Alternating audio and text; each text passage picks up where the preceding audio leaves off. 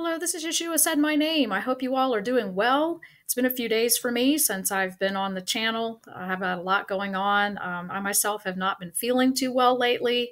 Nothing serious, just needed a few days to recoup and get better. I wanted to give an update here on the ecumenical movement and, of course, the continuing heresy with the Vatican that seems to come at us at an alarming rate daily. This article here from ethicsdaily.com can be found. Actually, the link is up here, but this topic, this information can be found on other websites as well if you type it into Google. Francis had a meeting with Baptist and Catholic delegations recently. So Baptist Catholic delegations meet to promote Christian unity. Shocker there. Members of the Baptist Catholic International Dialogue Joint Commission with Pope Francis here. And so here they're all meeting up.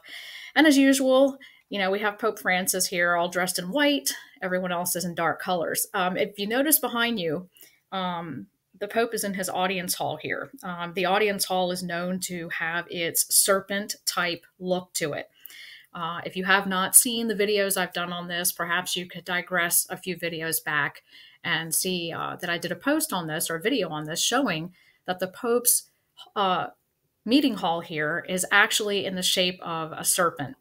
So, and behind the Pope here is where the Pope sits here, back here. And here, these pillars here represent the teeth of the serpent. So if you stand in the back of this room and look straight back where this figure is back here, that's supposed to be Christ.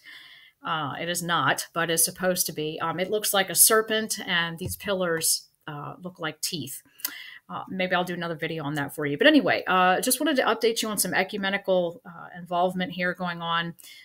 It says here, the second meeting of the third phase of international ecumenical conversations between the Baptist World Alliance, or BWA, and the Pontifical Council for Promoting Christian Unity took place December 10th to 14th in Rome at the Domus Internationalis Paulus VI.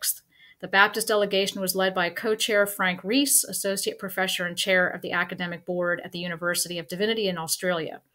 So on and on and on. Basically what this is talking about is how Pope Francis looks to have more unity dialogue with more Protestant denominations. The Baptists are now involved. Now I hear that this BWA, or Baptist World Alliance, is not associated with the Southern Baptist. So I have to confirm that. I've done a little bit of research. However, that to me is irrelevant. The great falling away is taking place. The harlot daughters of Rome are returning to the mother church, as was prophesied in Revelation. Let's skip over to this other page here from pulpitandpen.org. It says here, Pope Francis, Christians must reject sovereignty and embrace globalism. All right, and this came out on December 30th, which was yesterday, 2018. News Punch. In his traditional Christmas speech, Pope Francis urged Christians to reject sovereignty and embrace globalism in order to make the world a better place. So, need I say more? This is pretty self-explanatory here. This is all coming in line with prophecy of the one world church, the one world religion, the one world government. It's all happening right in front of us. So if anyone says to you, well, where's the promise of his coming? Everything goes on as it always has. Point them to the scriptures in Daniel and Revelation and show them these news headlines about what's going on if somebody is scoffing. Pope Francis goes on to say here, our differences are not a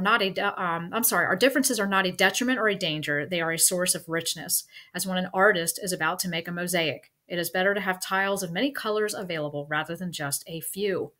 The Pope told a large audience in the Vatican. So basically, this is the world's idea of love. Everybody come together as one. It doesn't matter who you worship or what you call God.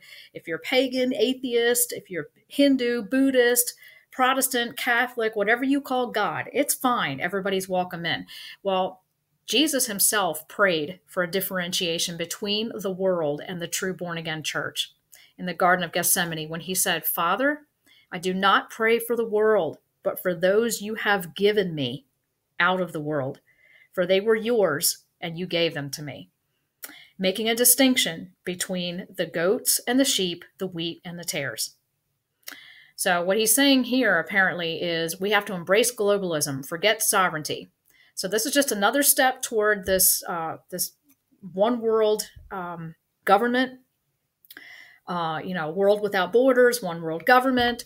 So I thought I'd bring that to your attention, and you can look up this article at pulpitandpen.org for yourself.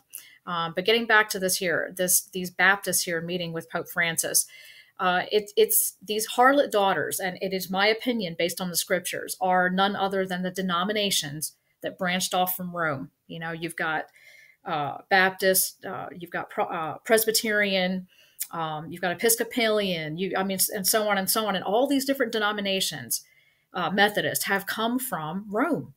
Revelation 17 tells us they are the harlot daughters, the offshoots of Rome.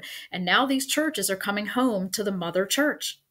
This is the great falling away, the blending of truth and error, all under the guise of peace and unity and security, which will end in destruction.